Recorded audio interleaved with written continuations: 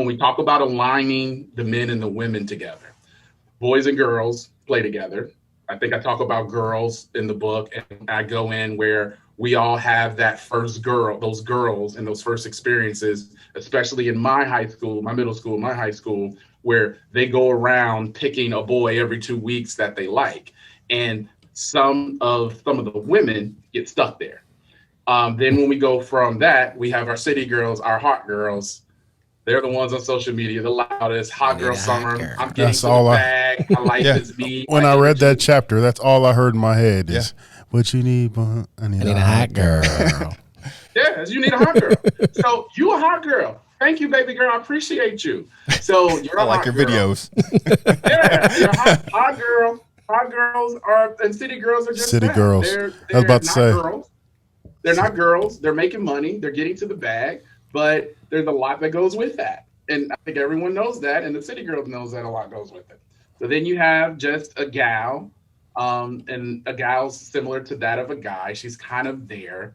It's not popular, but most men always have an encounter with the gal. You try to make it work. She's really nice. She's really overly accommodating, but she does that because she's a gal. And there's nothing really special there. She's not So cute. most guys move on. A lot of F boys have their gals sitting on their roster for Tuesday and Wednesday, and then they're back During the to week. shooting. See, girl, on the weekend, bro. Man, what? I don't understand none of that. This doesn't play in any part of the world. I know. So I'm making it up. Then you have our females. The females is a very long chapter. The female takes up a lot of space because they're the largest group. They're the largest group that is in the dating pool at any given time. And it's just a lot with it. There are a lot of emotions that have to be combed through. There's a lot. This group has the most traumas. Most of those traumas are caused by parent, the lack of a parent, bad relationship. Hot boys. Tim. This is the group that I talk about in the book that would benefit the most for a year of therapy and being on social media. And that's what I've told clients. If you're, I need you to get off social media. I need you to go to therapy for about a year. Let's talk in a quarter so that we can come back and connect on this so we can figure out what's going on with you professionally, because it's showing up because of your relationships and your failed relationships. And then you have women. Women are broken out into traditional women and modern women. Modern women are probably the second or third loudest group. Modern women lead with their education. They lead with their career, their pursuits. They have their own money. They have their own savings. They typically have their own condo, house, and car. They got their retirement together. So they're looking for a partner. They want 50-50. I want someone to come alongside with me and work with me and partner with me. And that is going to get you a guy, a male, or at best, a non-traditional or a modern man. And then you have the traditional woman, who is what you talk about. The traditional woman is someone who makes their buying decision for a relationship early, in college, right after college, before I have to go to grad school.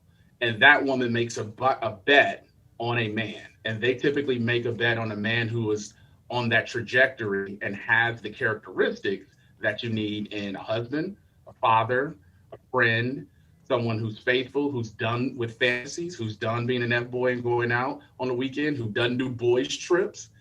That woman is looking to make that decision early, and she makes that decision early to bet on you.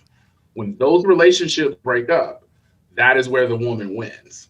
And if she's made a 25-year investment with 3 kids and 2 houses on 5, and she's moved with you 5 times, then it's the responsibility of that man to hold up his end of the bargain, which is faithfulness, which is provision, which is commitment, which is fatherhood, which is support and encouragement.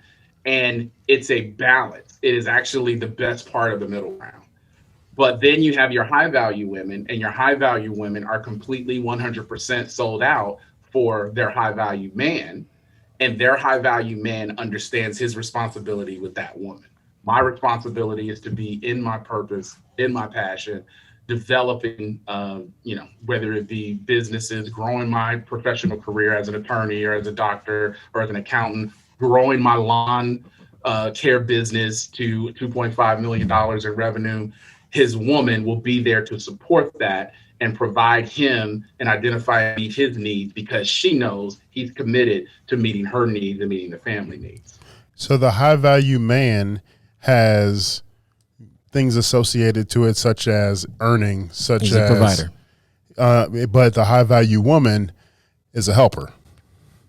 Yeah, I would say a high value woman is a helper. The high earning woman is typically a modern woman.